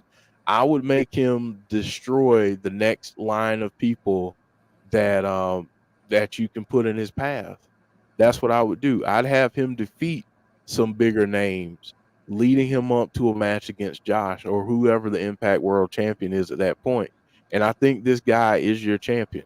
I really, really do think he's your champion of the future. And, I would love to see. I, I don't think that if he gets into a program with Josh that it's just a one off and he gets the championship and you don't see Josh in that picture again. I would love to see these two battle it out because I think those two for Impact Wrestling could create some moments that we harken back to some of the older feuds like a Steamboat and Flair. Like, some of those names. I think they can do that for Impact Wrestling in this day and age. So I would love to see him go up the ranks, continue to beat people, putting him in tough matches. I want to see him against Eddie Edwards at some point and go through him. I want to see him against Eric Young. I want to see him against some of these people that are near the top of Impact's World Championship picture and demolish them en route to a championship victory.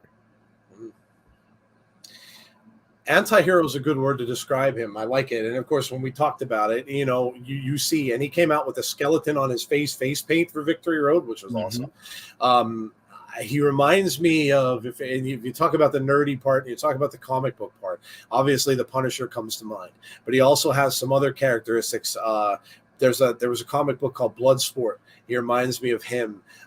He reminds me of some of the like assassin type characters, Crossbones from Marvel. He reminds me of some of those guys, the military background guys. How about Deathstroke, the Terminator from DC, in Titans, if you've ever watched that. The military people who have that strict military background, and then they end up somehow getting like powered in some way, almost like a reverse Captain America where they acquire powers. That's kind of what Macklin reminds me of. He could take a beating and yet still find a way to come back at the end and win. That's a guy who people are going to get behind, regardless of whether they're face or whether they're heel. Like Jeff said, it could be a tweener. But people can get behind that because look how he survived that barbed wire massacre match. Probably going into that, no one probably thought he was going to come out on top. Well, I mean, why would you? When you got a guy as intimidating as Moose in there, and then you got crazy Sammy Callahan in there too, probably not too many people thought Macklin was going to come out and win that. And he did. So I would agree. I think that he's got the kind of character of like a Peacemaker type character. Yeah, he's got the kind of character who you can book him in a lot of ways. He doesn't have to be a specific heel. He doesn't have to be a specific face. You can put him in a program with like Jeff was saying, even if he ends up going after Josh, if Josh still does have the title, you can put him in that. And he wouldn't, sure, there's a lot of fans that are behind Josh, and rightly so. But in a program with him, it's going to be a hell of a program. And they can go after each other for a couple different pay-per-views until they decide to do something with it. Hell, it could last all the way up to next Slammiversary if they want to. This guy has, I think what you like to say is it. He's got the look. Definitely got the look. I mean, again, the prominent jaw, the face, the look that he has. He's got the look. He looks like he looks like a soldier. He looks like a Marine. And what you would picture like you see a soldier looks like, that's what Macklin looks like. And so he's got the look. He certainly has the gimmick. And could he be a champion in Impact? Should he be a champion in Impact? Absolutely. Why not? Why not? Bag him, tag him, then win a championship. There you go. There's a line. But yeah, absolutely. Why not? Why not? And it certainly seems like Jeff said that they are building up a long-term storyline with him. And look where he came from, Jeff. Look at the people he was wrestling at the beginning. Yeah. He was kind of embattled in the X Division for a while. Where he was going up against some of the X Division guys. So he kind of already made his way through that. Then he was kind of in tag team stuff for a little bit, so he kind of made his way through that. And now he's starting to come up the ladder. So I don't know that I'd really book him any differently than Impact has. I think they're doing a good job with him. Yeah. But I would, I'd certainly like to see what's in the future for him. Excuse me, and where he happens to go next. And look, if it comes out to be the way Jeff had mentioned, and Josh ends up keeping the title and beats Eddie Edwards, you would kind of think that the next championship shot would probably go to Macklin. So, yeah, absolutely. Macklin, future champion, says John Rosado. I want Macklin in GCW. Nice ideas here in the chat. I'm liking what I'm reading. Says the Coug, champion Macklin, probably BFG or after. I have Steve Macklin just pummel Rich Swann. Listen, Macklin and Swann would be a hell of a program. Mm-hmm. Macklin gives a Kurt Angle before his TNA debut type interview where he alludes to being the proverbial baby being thrown out with bathwater by an organization up north, and at least to Josh. Macklin was super impressive both nights. Wasn't really a Macklin fan, but I am now. I would give Macklin the Bam Bam Bigelow push. This is from Conrad ECW. I would make him a destroyer of anyone in his path with challenges, and the next star you build up can defeat him. Yeah, because if he does win the title, then you look to who's next. Who's going to be the one that's going to come up that's going to take him out? I expect more Macklin promos, I'm sure. Yeah, I'm sure we will. Sergeant Fury. You're talking about Nick Fury? Yeah, from the comics. He does. Yeah. Macklin versus Alexander versus Eddie in a triple threat match. Triple threat match. I'd book that. I'm unsure how long left in Macklin's contract. If he has years left, I'd continue a feud with Sammy for a bit. Next year would be his involvement in the world title picture. Okay. All right. Well, there you go. Book a Wrestler. Thanks for playing along. Again, if you have any ideas or anyone you would like us to do in this segment, please pass it along. Let us know on the socials. Put it in the comments below the stream. Send us a DM, whatever it is. If you'd like anybody to be booked in our Book a Wrestler segment, let us know, and we will certainly keep that in mind for a future show. Hello, Hassan. How are you? All right, man. We are moving on. All right, so we are at our favorite moments of the week. Favorite moments of the week, top 3. Think hard, guys. What are your 3 favorite moments of this past week in wrestling? And it was a hell of a week. We had a lot going on. We had that AEW, the big AEW show on Wednesday night, where we saw an exchange of champions and people winning belts that didn't have them before. We had Raw, we had SmackDown, we had Impact Go Home show, we had an Impact pay-per-view on Saturday night. We had a lot going on. That and, of course, all the other stuff that was going on in between. So what are your top 3 moments of the week? Jeff, what's your number 3? Man, number 3 for me, I have to say, this one might sound a little bit weird, but I really, really love what AEW is doing with hip-hop artists. Oh, okay. You got Fabulous, you got DJ Who Kid, you had Trina, Action Bronson. You have so many people right now, and then to see all the interaction on social media between Nyla Rose and different hip hop artists and different, just artists in general. I thought that was really cool to see throughout the week with AEW and seeing some of the things that they're doing in terms of integrating the hip hop culture. So for me, that's my number 3 moment of the week. I thought that was great. All right, there you go. That's very cool. Wow, number 3. A lot of good stuff.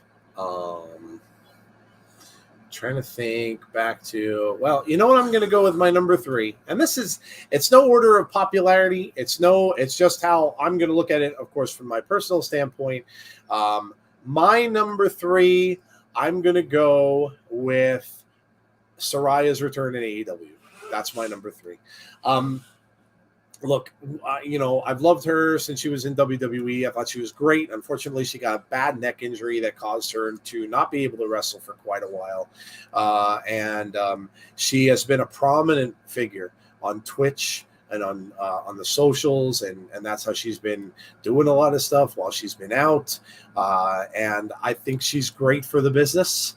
And I think she's going to be great for AEW, and I think it's going to be exciting for her to be in their women's division. It's going to bring eyes over there. Listen, you want to talk about a cult following on the socials. She's got a big following on social media, and that's going to do nothing but help them, especially now that we're hearing she's cleared, which is a very good thing too. So I'm going to go with Saraya being back. It was a shocker. I was waiting for something to happen because you could kind of tell at the end they were pausing a little bit at the end of that match, and then all of a sudden you saw the circles appear. I didn't know who it was. I'm sitting there waiting, like, who is this? Who is this? Who is this? And then you're seeing them looking, and all of a sudden Paige walks out, and it's like, wow, that was a shocker. That was a shocker. It was definitely not expected. So I am that's my number 3. It was a great moment for AEW fans, and a pop she got, like Jeff said earlier, was absolutely amazing from the crowd. So let me read a couple. We'll go to our number 2s. We've got RK Shuttlesworth says Saraya. The Coug saying Sting and Muta reunion on AEW Rampage. My childhood rushed back from the 80s. Johnny Bates saying Kimberly announcing she's open for bookings. Eddie Edwards and the Great Muta. Bonker says Barbed Wire Massacre. Usos versus Brawling Brutes. And the Bloodline promo. Big Dan says the White Rabbit teases. Number 1, Sammy becoming an honorary Uso. Number 2, Bianca Belair as a guest picker on ESPN College Game Day. Everyone loves the Acclaimed. Conrad says White Rabbit is number 3. Number 2, AEW brings in Great Muta to become a huge fan of his as a kid. Sami Zayn and the Bloodline, best storyline in pro wrestling. Dylan says number 3, the Acclaimed winning the titles. 2, the Usos versus Brawling Brutes, and number 1, Mickie James winning at Victory Road. Yeah, that was a tough match she had with Giselle. A lot of twists and turns at that. Kind of didn't know that was going to turn out the way that it did. Tazzy's here. It's a party, baby. What did I miss? Just landed in LA with the team. You missed almost the whole show, but that's okay. you had things going on. It's perfectly okay, dude. Sting and Muta. Sammy now honorary Us. Saraya debut in AEW. Sting and Muta says RK Shuttlesworth. Found my 3. Saraya's return. Liv going extreme. How about that jump that Liv made that they took a picture of her in the air? That was something else, huh? Yeah. And feed your head. Page number 2. Number 1, the Great Muta. Tasha Steele's back in the ring and better than ever. Nobody expected that result. You took my number 2. That's okay. I was going to mention that as my number 2, but that's okay. An honorary mention to Josh Alexander on the podcast. Jeff, what's your number 2? Oh man, I'm flip-flopping here, going back and forth for my number 2. There's so many things I want to say, but for my number 2, I guess I'm gonna go with what Bonker said, and seeing the folks from Impact come on our channel and giving us the time that they have. That's been pretty special. And honestly, it's not over yet. People might think that it's over. It's not over. There's more surprises coming. More to come. So stay tuned. So us being able to strike up a relationship to where we can have these folks come on the show is really good. It's good for the folks that watch us because they get to see the people that we watch every single week on Impact. So that's my number 2. I'm really excited to have that type of interaction, and again, it's just getting started. So I'm pretty happy about that. Yeah, definitely awesome. It's definitely awesome. My number 2, Killer Kelly going absolutely bananas. Tazzy, I don't know if you got to see it, but I'm sorry, I'm going to spoil it. Block your ears. She went ballistic. That match with her and Tasha Steelz, which somebody already brought up, was awesome. They both look tremendous, but this woman she lost it. Killer Kelly lost it. She attacked the referee at the end of the match. She just completely went bananas. I don't know what's going to happen. Normally in wrestling, when that happens with a wrestler, it leads to some sort of a suspension. So I don't know if that's where they're going to go with it. I don't know if Scott D'Amore is going to suspend her. I don't know what's going to happen, but she's making herself public enemy number one. She and Tasha kind of battled to kind of a standstill, although Savannah kept getting involved, which was really upsetting Killer Kelly. And she was trying to fight off both of them, which isn't always easy to do. But that segment and that match that she had was pretty much perfect for that character, because she's already looking like she's kind of out there and crazy.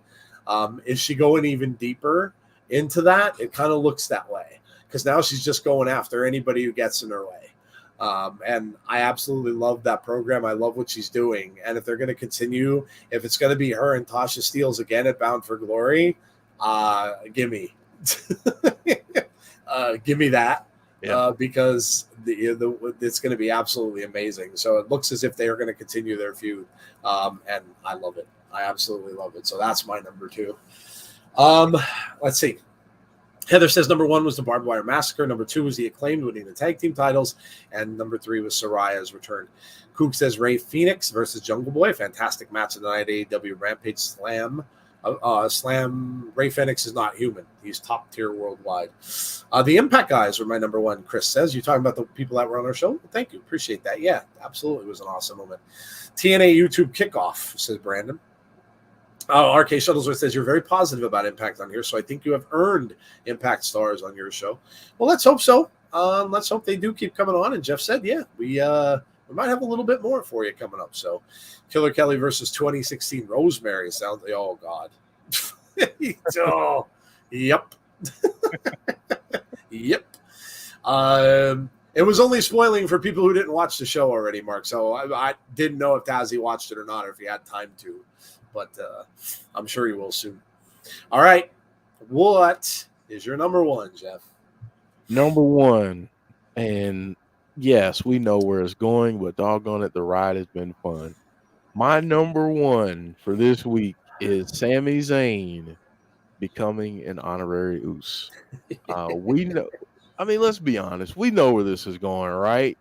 He's gonna get kicked out in such glorious fashion that is just gonna be ridiculous.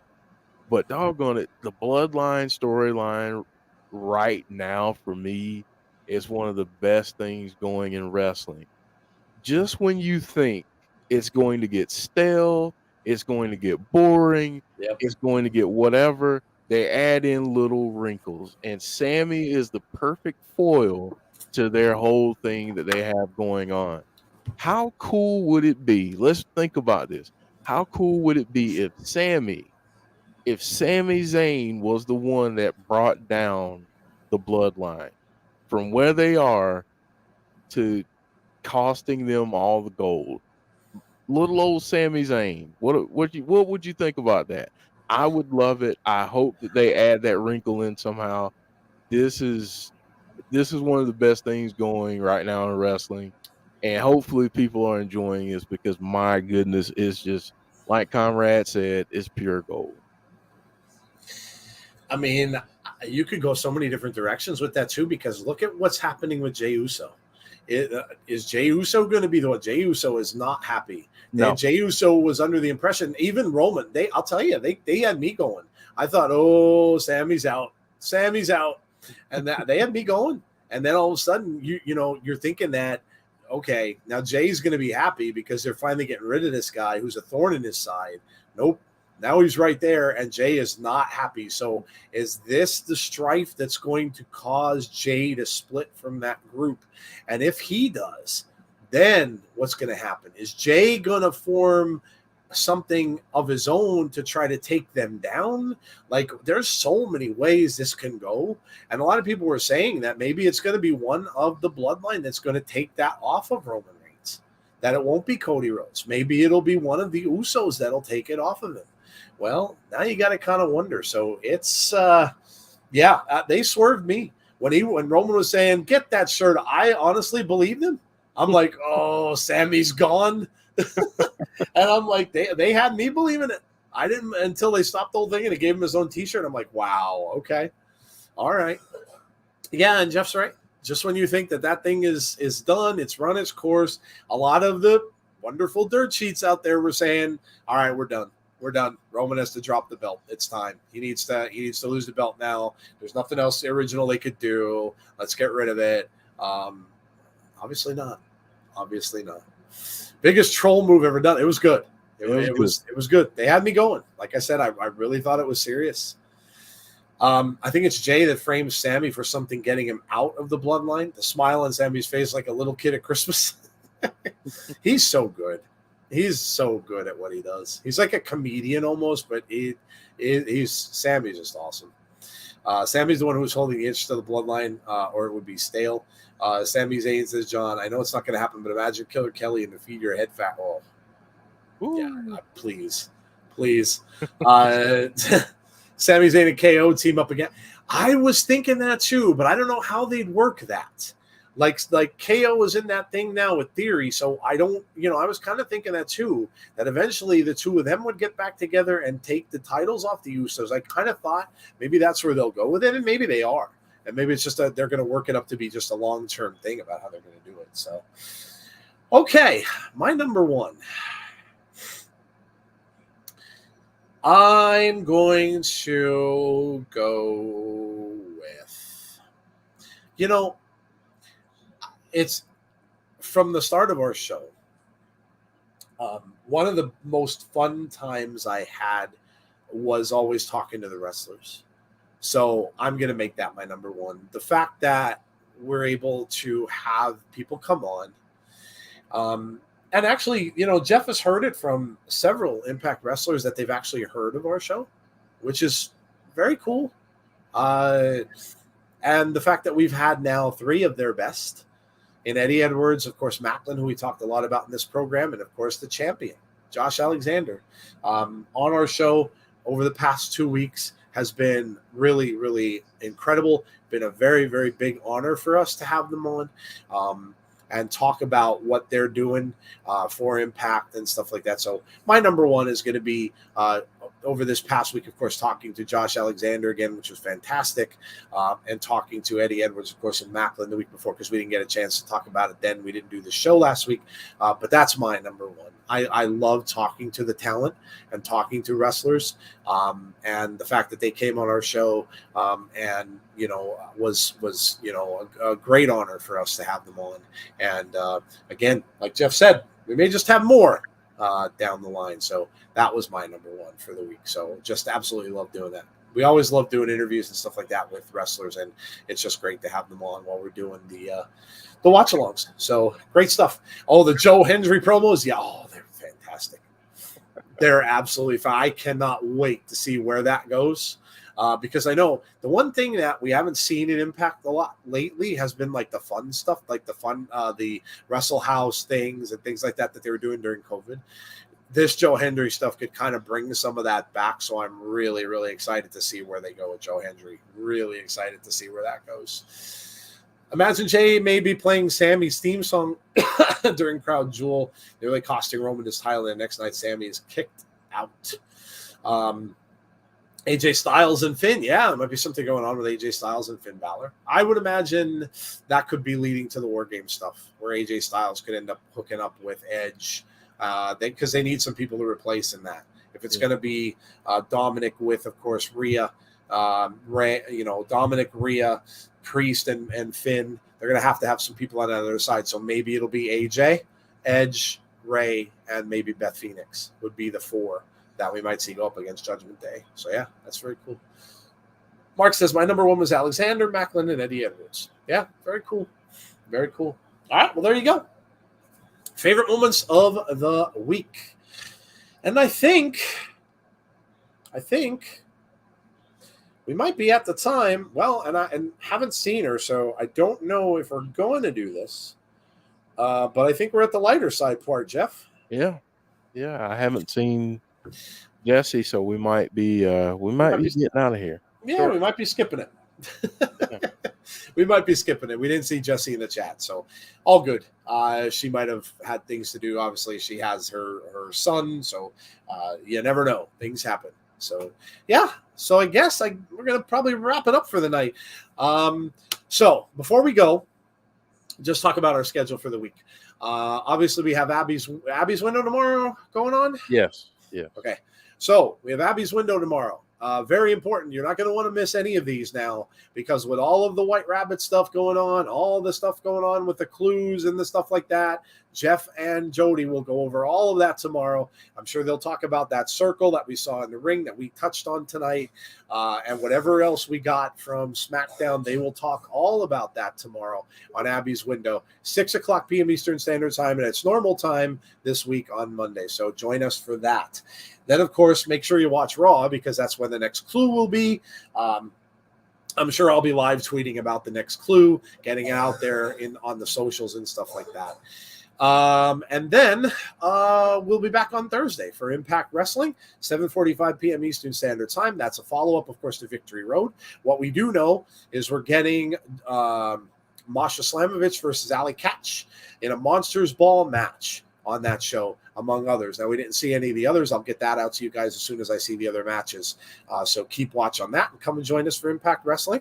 And maybe we'll have some more surprises for you as well, like Jeff was talking about, which we'll announce maybe like Tuesday-ish. We'll let you know.